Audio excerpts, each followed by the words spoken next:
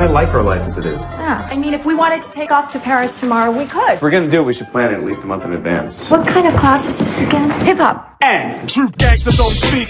Something about being around them that energizes you. When you look at Jamie and Darby, when we first met, you wooed me with romantic emails.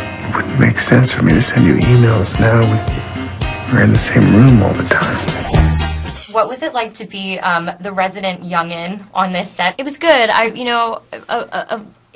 Recently I've been so shocked at the idea of being older than people because I feel so young and naive, depending on the day. But it's fun. I mean, I got to play the young version of me, and it's always great when there's no consequences and just run around my bare feet and just kind of feel like, I don't know, like just happier and carefree. And it's always good to, you always hope that character rubs off on you. So are you then having those moments already, that like shocking realization where you're like, I am a grown-up in the room now? I have to behave like a grown-up, and as hard as that is and as intimidating as that is, I realize it's the only way to be. It's the only direction. It's the only way your life's going to work. You have to be mature, and you have to make mature decisions, and you have to think of other people, and you have to be responsible. And you know what? It's my life is better for it. Yeah. Is part of it Hollywood? Like, you know, your job? Like, is that also part of it? Hollywood, it keeps people. I actually think it's a detriment to growing up for certain people. Certain actors stay kids forever because they're treated like it, and you know, you just can't stand for that. When people sometimes people are treating you like a kid, you're just gonna like kind of stay that way, right? If you're not careful, I think it's easy. I mean, I'm only speaking from experience. Mm-hmm. So yeah. I realize it's really important to stake your claim in the adult world.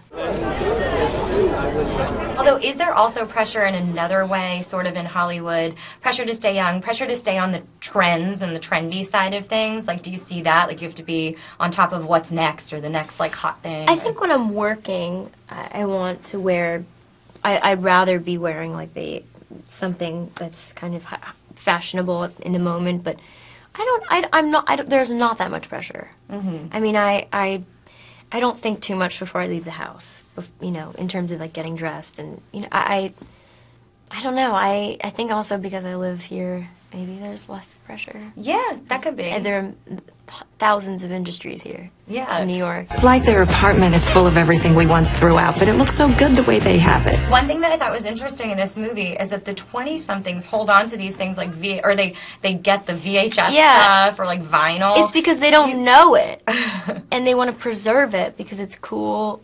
Maybe there's a cool factor. Maybe it's just that like it's archaic. Yeah. To these younger people. I mean, I'm 29, and that was my childhood. That was the way things were until I was in my teens. So I don't want to preserve that. It's not doing me any favors. Although, is there something you hold on to, not because you think it's ironic, but because you think it's just better? Book. There you go. I will not read books on my iPad because guess what? That can also, like, the battery can die. The battery dies all the time. I almost bought a flip phone the other day because I was thinking, what if this battery keeps dying so much on my iPhone? Books. I have to read books. It's so simple. Yeah. I need to plug it in. Open the door, let me